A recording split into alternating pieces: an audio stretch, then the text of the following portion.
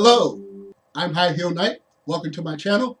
This is my miniature review of Dumbo. It is the 2019 reimagining of the classic Disney animated film. With that Disney animated film coming out over 7 years ago, and you obviously want to know how it compares to this movie, I think I can share a few details without spoiling anything. This is still a non-spoiler review, but I will share a few details to help make comparisons. So the first thing I've got to mention is that this new movie is its own story. It's not a beat-for-beat recreation of the classic animated film, similar to the recent Beauty and the Beast live-action movie. This movie, Dumbo, is its own story.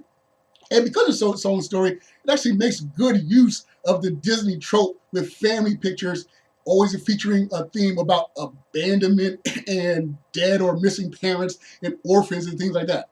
I don't know why that pretty much is in every Disney family movie, but still, at least in this movie, it does make the plot helpful and it's a recurring theme throughout the thing, and it actually uses it pretty good for something that's geared towards families and small children. Another thing I liked was the various visual and audio cues from the original. Now, this is not a musical, so no one just bursts into song, except for one sequence, but it makes sense when you see it. But still, there's lots and lots of visual cues through the original, and there's lots of audio cues as well. Danny Elfman supplies music, and he works in the original classics where he can, when he can. And speaking of Danny Elfman, this is a movie that features Michael Keaton, Danny DeVito.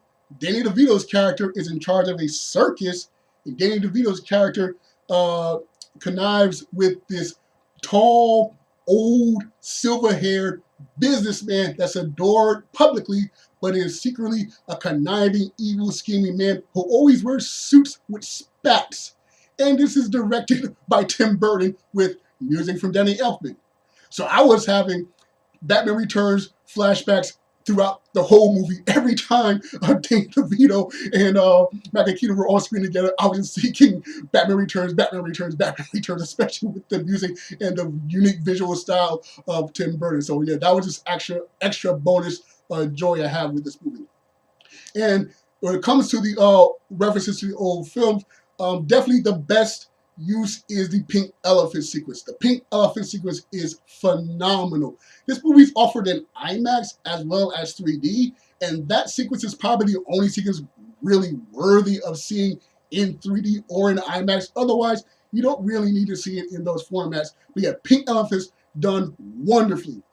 But on the flip side, my favorite song that's sung by the Pros, I know it's controversial, but I love that song, and I love those characters. And I know they couldn't do exactly like they did in the original film, but I was hoping it would be used in this movie, and they used it probably as best they could. Considering the controversy, they probably did the best use possible, but still, I was disappointed that they didn't go full out with it, but hey, times have changed. The only real serious negative I can say about this movie is the villains. This movie has like 3, 4, maybe 5 villains, and most of them just sort of come and go. And the main villain, which is played by Michael Keaton, he does this character called V.A. Vanderveer. He's personally like Walt Disney. He's like, what if Walt Disney was truly evil and cruel and mean, as people have rumored him to be? So he just becomes this weird, evil, crazy guy, and it's like, but that doesn't make sense considering these situations. He just turns evil for the sake of evil, and the other villains, they're just barely in the movie, and there's one villain that actually has a face turn, and normally revealing that would be a spoiler, but considering that this character has next to no screen time, I mean, you can run to the bathroom and come back, or I saw this in one of those dine-in theaters where the waiters bring the food to you.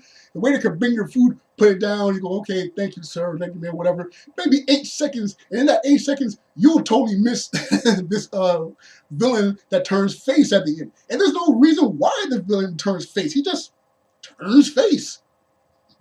So yeah, the handling of the villains in this movie, it drops the ball terribly. But other than that, the song references, the visual cues and the animated version of Dumbo, the the baby elephant. He looks wonderful. There's only a few moments where he looks fake, but still overall absolutely spectacular. So yeah, I definitely recommend this movie. I like the original overall. It's a classic, and it's animated, and it has those songs full for it. Controversy or no, I love those songs. I love those characters. I don't care what you say.